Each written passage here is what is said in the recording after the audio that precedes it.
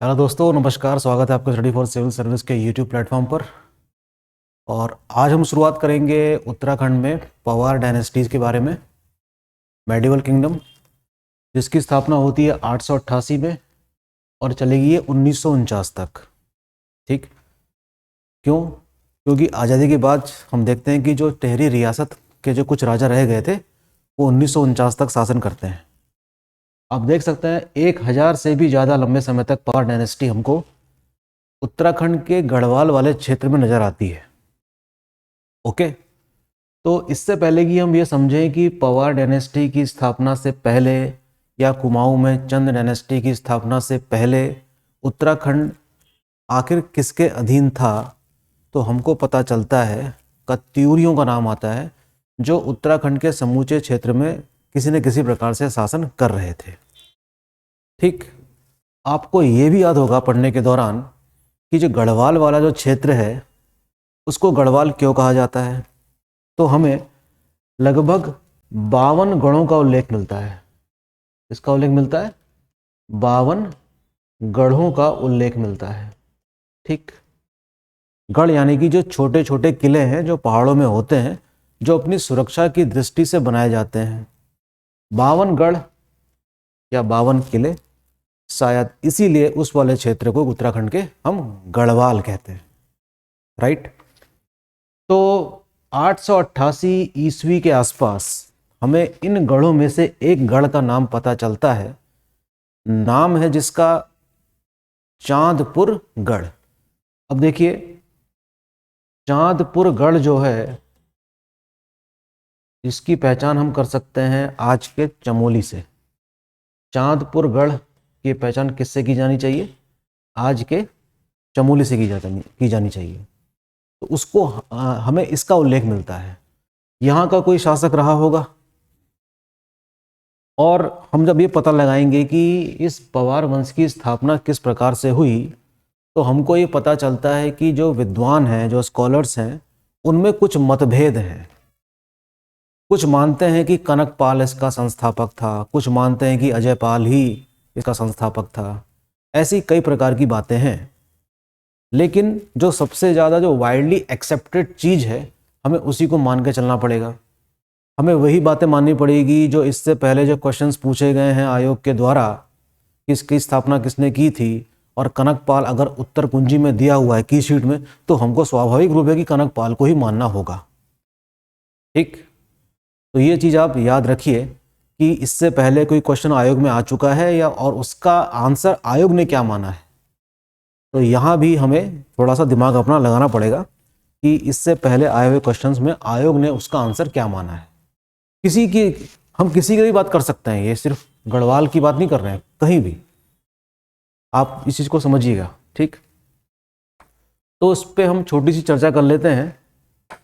इससे पहले कि हम चर्चा करें, हमको ये पता चलना चाहिए कि गढ़वाल डायनेस्टी के बारे में हमें मिलती है कहाँ से जानकारियाँ। तो जैसा कि इतिहास में हमें जानकारियों के कई सारे स्रोत मिलते हैं, गढ़वाल के संबंध में भी हमें कई सारे सोर्सेज मिलते होंगे। इन्होंने भी कुछ सिक्के जारी किए गए होंगे, इन शासकों ने सिक्के जारी किए थे, उनके द्वारा लिटरेचर मिलता है इनके समय का समकालीन साहित्य भी मिलता है, वो भी कुछ ना कुछ बातें इनके बारे में बताता होगा। तो अगर हम आर्कियोलॉजी की बात करें, तो आर्कियोलॉजी में क्या आ जाएगा? राजाओं द्वारा स्थापित एडिक्ट यानी कि अभिलेख कह सकते हैं, इनके द्वारा जारी किए गए सिक्के देख सकते हैं हम, वहाँ से इंफॉर्मेशन मिलती है। लेकिन आप जानते ही हैं कि इतिहास को समझने में सबसे इम्पोर्टेंट रोल जो प्ले करता है वो है लिटरेचर, जिसको हम प्राथमिक स्रोत मान सकते हैं या प्राइम सोर्स मान सकते हैं। बात सिर्फ पवार वंश को जानने की नहीं है, इंडिया की पूरी हिस्ट्री को जानने के लिए अगर हमारे पास सोर्स अगर लिटरेचर के रूप में मौजूद है, तो हमारे लिए काम थोड़ा आसान हो जाता है। ठीक है, जिसको हम प्राइम सोर्स की गिनती में ला सकते हैं।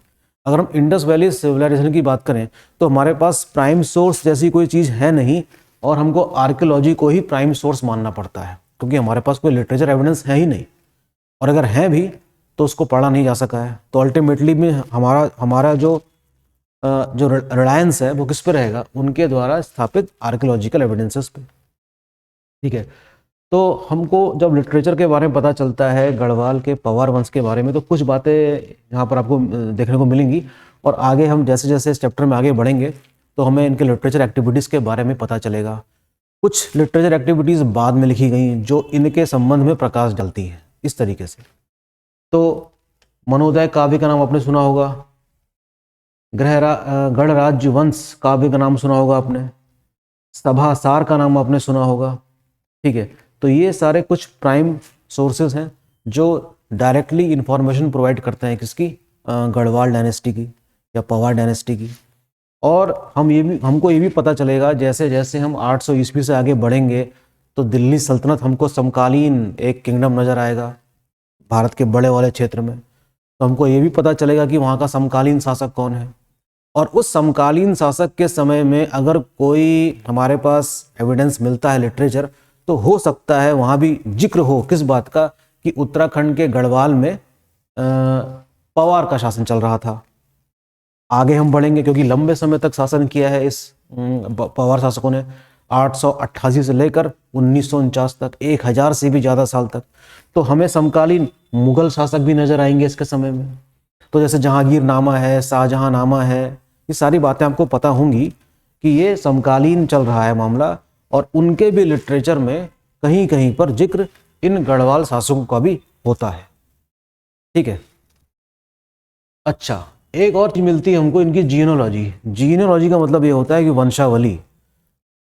आप जब गढ़वाल की हिस्ट्री की किताब जब पढ़ते हैं तो आपको कई जगह पर आपको वंशावलियाँ आपको दिखाई देती हैं। कहीं कहीं पर पहला शासक अजयपाल मान लिया गया है, कहीं कहीं पर कनकपाल मान लिया गया है। तो जाहिर सी बात है कि इन सब जीनोलॉजी की जो सेटिंग करी होगी वो किन्हीं विद्वानों ने ही करी होगी। और उन विद्वानों ने अपने मत प्रकट किए होंगे कि नहीं इसका पहला शासक किसको होना चाहिए, इस व्यक्ति को होना चाहिए। कुछ विद्वान उसका खंडन करते हुए कहेंगे नहीं इसको होना चाहिए, इस प्रकार की बातें। तो we have a reference of genealogy given by various scholars. कुछ भारतीय विद्वान भी हैं और कुछ विदेशी विद्वान भी हैं, जैसे कि एटकिंसन का नाम आपने सुना ही है, विलियमसन का नाम आपने सुना ही है। ये सारे विद्वान हमें एक ऐसी वंशावली प्रदान करते हैं जहां हमको पता चलता है कि कौन व्यक्ति शासक कब बना और कौन इसका अंतिम शासक था। इस प्रकार की बातें इस जीनोलॉजी में आपको दिखाई देंगी। Okay, very important. तो अब हम अगर पता लगाने की कोशिश करें कि इसकी स्थापना हुई कैसे थी, तो हमको पता चलता है पवार वंश की स्थापना से पहले की अगर हम बात करें तो कत्यूरियों ने लगभग पूरे उत्तराखंड में अपना शासन बना के रखा था। और जो गढ़वाल वाला क्षेत्र है, before Pawar dynasty we have a reference of 52 गढ़, यानी कि 52 गढ़ों का हमको उल्लेख मिलता है। पहाड़ के क्षेत्र में जो गढ़ मिलते हैं आकार में छोटे होते हैं, तो इसी कारण नाम पड़ जाता है क्या, गढ़वाल। इन्हीं में से एक गढ़ का नाम है चांदपुर गढ़, जिसकी पहचान किससे की जाती है, आज के चमोली से। और उस चांदपुर गढ़ के नाम का जो शासक मिलता है उसका नाम है भानु प्रताप। तो Bhanu Pratap was the ruler of that Chandpur गढ़, जिसको हम आज क्या कह रहे हैं, चमोली कह रहे हैं। तो ये यहाँ का शासक था। अब कनकपाल नाम का व्यक्ति यहाँ पर घूमने आया था, मुलाकात हुई होगी भानु प्रताप से। भानु प्रताप काफ़ी प्रभावित हुआ उसकी पर्सनालिटी से, और इतना प्रभावित हुआ कि इसने अपनी पुत्री का विवाह इससे कर दिया है। और हमको ये बात पता चलती है कि इसने चांदपुर नाम का जो परगना है ये इसको दे दिया। और ये संभवतः समय रहा होगा 888 के आसपास का। और हम पता लगा सकते हैं कि इस प्रकार कनकपाल नाम का व्यक्ति, जो मूल रूप से उत्तराखंड का नहीं है, वो शासन करने लगता है। और इस प्रकार हम कह सकते हैं कि पवार वंश की स्थापना हुई। पवार वंश की स्थापना कनकपाल को मान लिया जाए, लेकिन कनकपाल के शासक बनने और उसके बाद सोमपाल नाम के व्यक्ति के शासक बनने के बीच में हमें 350 का साल का गैप नजर आता है। इस गैप को किस प्रकार से फिल करते हैं हमारे विद्वान, ये हम नहीं जानते। ठीक है, तो इसी वजह से हम देखते हैं कि जब इतना लंबा गैप आता है तो हम कह सकते हैं कि गढ़वाल वाला जो पार्ट रहा होगा जो हिस्ट्री का, उसको हम उस समय का अंधकार युग कह सकते हैं। हिस्ट्री में ये कोई नई बात नहीं है, ऐसा होता रहता है। जैसे कि सातवाहनों में हम देखते हैं कि सातवाहनों का जो वैभवशाली गौरव था उसका पुनरुत्थान गौतमीपुत्र सतकर्णी ने करवाया। इसी प्रकार से हम ये भी कह सकते हैं कि अजय पाल जरूर एक इंपॉर्टेंट रूलर रहे होंगे जिसका नाम कई विद्वानों ने पहले शासक के रूप में देखा है। फिर भी we need to be very careful कि हमें एग्जामिनेशन पॉइंट ऑफ व्यू से तैयारी करनी है और ये पता लगाना है कि एग्जामिनेशन के लिए क्या सही है। ओके, जो भी हो, भानु प्रताप ने कनकपाल की व्यक्तित्व से प्रभावित होकर अपनी पुत्री का विवाह उससे कर दिया और इस प्रकार शुरू होता है पवार वंश 888 ईस्वी में। ठीक, तो हम एक गौरवपूर्ण इतिहास में बढ़ते हैं। अब देखते हैं कुछ बातें। According to various scholars Kanakpal was the founder of the Pawar dynasty. जो बात मैंने आपसे कही, कुछ विद्वान मानते हैं इस बात को कि कनकपाल ही संभवतः क्या रहा होगा, इसका संस्थापक है। But some scholars denied this fact, परंतु कुछ स्कॉलर्स इसका खंडन करते हैं। ठीक है, लेकिन जब हमको पता चलता है कि ऑफिशियल की जो इससे पहले आ चुकी हैं UKSSC की, UKPSC की, तो हमें ये बात मान लेनी पड़ती है कि हाँ, कनकपाल को ही क्या मान लिया जाए, पवार वंश का संस्थापक। Kanakpal ruled from Chandpurgarh. इसने चांदपुरगढ़ से शासन करना शुरू किया और शासन करता है लगभग 11 साल तक। इसके बाद सीधे उल्लेख आएगा आपका 1243 में किसी दूसरे शासक का जिसका नाम सोमपाल करके है कुछ। तो ये 300 साल है, इसके बीच में क्या होगा, इसको हम कह सकते हैं कि ये डार्क एरा रहा होगा। इसका डार्क एरा रहा होगा पवार वंश का। तो आज इस छोटे से लेक्चर में हमने सिर्फ पवार वंश की स्थापना को होते हुए देखा है।